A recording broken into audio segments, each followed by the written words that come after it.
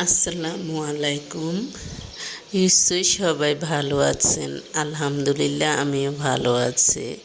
আজকে আমি আপনাদের সাথে শেয়ার করব একটি গুরুত্বপূর্ণ বিষয়। ভিডিওটি পুরুষ মহিলা উভয়ের জন্যই প্রযোজ্য। অর্থাৎ আপনি এমনভাবে চলতে হবে, মনে রাখতে হবে, সামাজিক মুখোশ নয়, অন্তর্গত শক্তি হচ্ছে আপনার ব্যক্তিত্ব।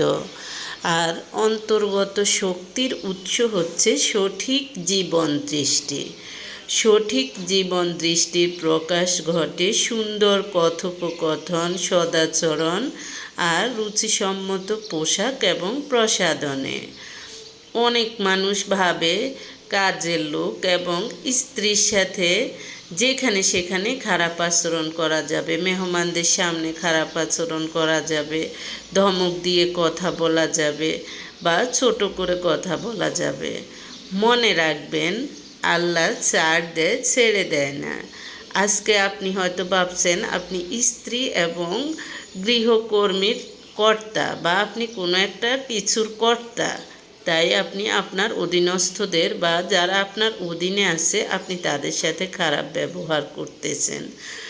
সৃষ্টিকর্তা এটার শাস্তি আপনাকে কোনো না কোনোভাবে দিবেই। আপনি যতই হজ করবেন, জাকাত দিবেন, রোজা রাখবেন, নামাজ পড়তে পড়তে কপালে দাগ দিয়ে ফেলবেন, কিছুই আসবে না। এইসব খারাপ ব্যবহারের ফল আপনাকে পেতেই হবে।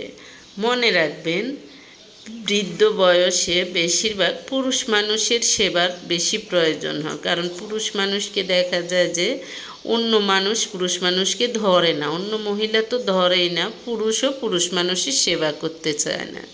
এই পুরুষ মানুষের সেবা করতে হয় কে?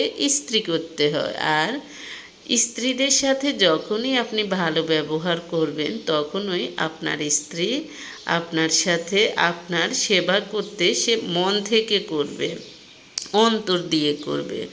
অনুরূপ পরিবারের প্রতিটি সদস্য যখন একে অপরের সাথে ভালো আচরণ করে, ভালোভাবে দেখা যায় যে তার বিপদে আপদে সুখে দুঃখে ভালো ব্যবহার করে, অন্তত ভালো সান্ত্বনা দেয়, তাদের সেবার জন্য বা যে কোনো প্রয়োজনে তাদেরকে সবাই দেখা যায় যে সাপোর্ট করে, যে কোনোভাবে যে কোনো ধরনের সাপোর্ট তারা পায়, তারা মানুষের কাছে অবহেলিত হয় না।